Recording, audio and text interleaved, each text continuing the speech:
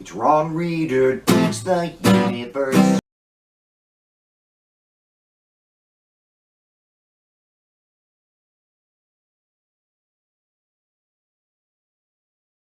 I'm Ron Reader, and this is Ron Reader Digs the Universe. And tonight, free Mahmoud Khalil. It was the early 70s, and with his band recently broken up, former Beatle John Lennon, now a solo artist, was dipping his toes into the waters of politics. And I don't just mean with writing songs like Give Peace a Chance and Power to the People. John had ultimately hooked up with some hardcore political organizers and was planning to do a voter registration tour where he would perform, talk politics, and then register people to vote.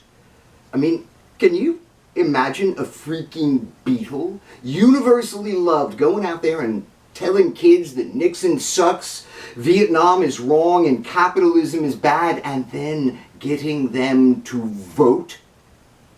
Well, Nixon could imagine it, and it scared the hell out of him, and that's why the voter registration tour never happened.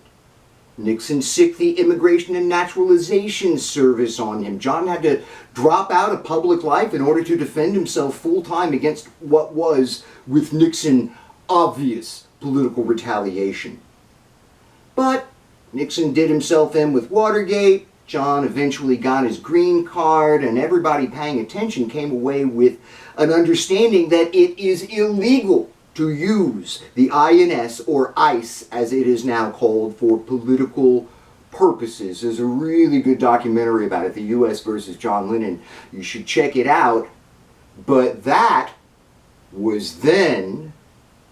Today, we are considering Mahmoud Khalil, who is an Algerian citizen, but from a Palestinian family, a second-generation refugee with permanent resident status here in the U.S. This is a pretty, special dude. He's got tons of NGO experience. He's founded some charity foundations, and he's a pro-Palestinian activist who acted as lead negotiator for the protesting campaign at Columbia University in New York City when he was finishing his graduate degree there last year. This is a top-notch guy.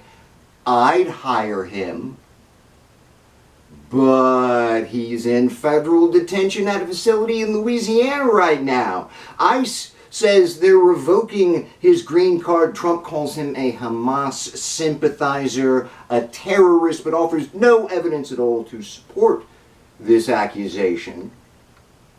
And for that matter, what the fuck does Hamas sympathizer even mean? I mean, I'm a communist sympathizer, imagine no possessions, but I'm not a communist. This sympathizer rhetoric is just insulting. But then a federal judge put plans to deport Khalil on hold indefinitely, citing obvious political motivation, and that spurred the Trump administration to now assert, well, it's no longer about terrorism, it's because he didn't disclose his full work history on his green card application. Thus, Khalil remains in detention. And he's not the only one they're doing this to. They're going after the leaders of the student pro-Palestine movement, trying to shut it down, trying to scare people into silence, trying to create trophies for xenophobes, AIPAC, and Christian evangelical Zionists. It's pure McCarthyism. You see, the MAGA fascist point of view is that if you support Palestine, then you support Hamas, which automatically makes you a terrorist. But the death toll in Gaza just topped 50,000, of which the vast majority are non-combatants. Israel bombs hospitals, refugee camps, foreign relief efforts, and journalists. They're seriously planning removing the entire population. If you don't support Palestine in some way, you're an inhuman monster. But that's the only way not to be a terrorist, according to MAGA. This is all total fucking bullshit. It goes without saying that cracking down on dissent, punishing dissenters is anti-democracy and deeply un-American. But hey, America is no longer a democracy. It's a dictatorship now, and punishing critics is par for the course. Ultimately, we have no rights. Not when you need them, anyway. Wonder how long before they come for little guys like me?